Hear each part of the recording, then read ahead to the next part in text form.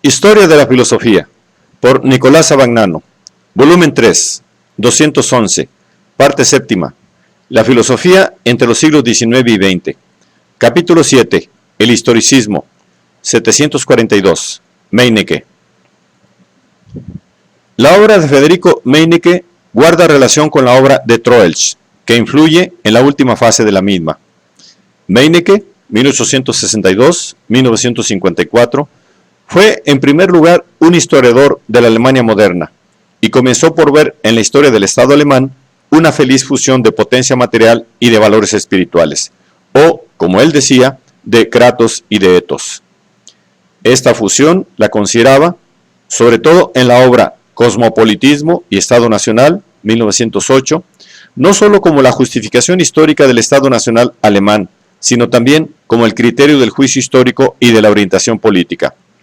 Criterio que él consideraba como la mayor conquista del romanticismo contra el iluminismo. Con razón veía Meinecke en el romanticismo el reconocimiento de la conciliación y de la identidad entre el deber ser y el ser, o, más específicamente, entre el ideal moral de la dignidad y libertad del individuo y la realidad política que es fuerza o potencia material.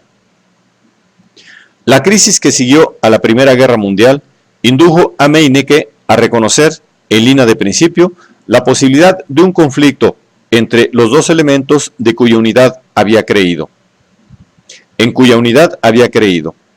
Y en la obra La idea de la razón de Estado en la historia moderna,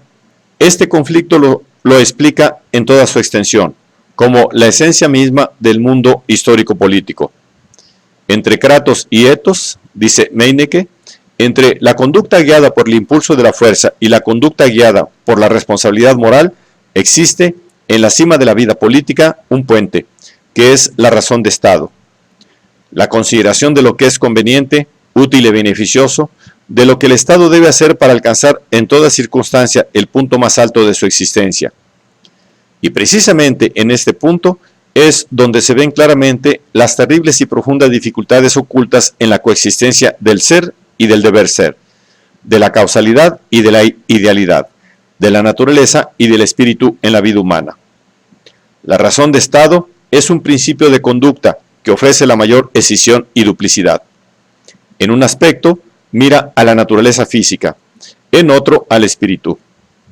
Y por así decirlo, tiene también un aspecto medio en el que lo que pertenece a la naturaleza se mezcla con lo que pertenece al espíritu. Desde este punto de vista, la tarea del historiador es considerar no la identidad de aquellos dos principios, sino su polaridad. Esto es, la oposición por la cual se llaman uno a otro y pueden encontrar un equilibrio que, sin embargo, nunca es estable ni definitivo. Ya en este planteamiento estaba implícito el problema de la relación entre los valores y la historia, problema que estudia Meinecke en la obra El nacimiento del historicismo,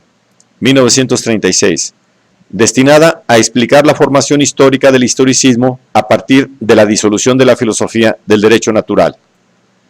Esta filosofía constituía, según Meinecke, una sólida estrella polar en medio de todas las tempestades de la historia universal,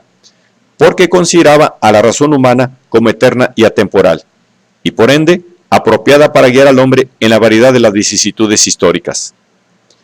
El reconocimiento de la individualidad de todo fenómeno histórico, efectuado por el historicismo, ha individuado la misma razón, es decir, la ha transformado en una fuerza histórica que adopta fisonomías diversas en épocas diversas, produciendo así una radical relativización de los valores. Meinecke trata de liberarse de esta relativización refiriéndose a la herencia de Goethe, que ha concebido el objetivo individual y desde el punto de vista humano relativo de la propia vida como querido por Dios y por tanto como absoluto, y que ha enseñado a no perder en el mismo conocimiento del propio condicionamiento histórico la oscura fuente de fuerza que deriva de la fe en valores absolutos últimos y en una última fuente absoluta de toda vida. Después de referirse a Goethe, Meinecke se refiere también al historiador Ranke, cuya postura sintetiza de esta manera: Dios, por encima del mundo, el mundo creado por él, pero también transido de su espíritu, y por lo mismo afín a Dios y, al mismo tiempo, también siempre imperfecto en cuanto terreno. El presupuesto romántico de la identidad entre finito e infinito lo acepta Meineke de este modo, pero limitado por la parte del infinito, en el sentido de que el infinito trasciende a lo finito, o sea, a la historia.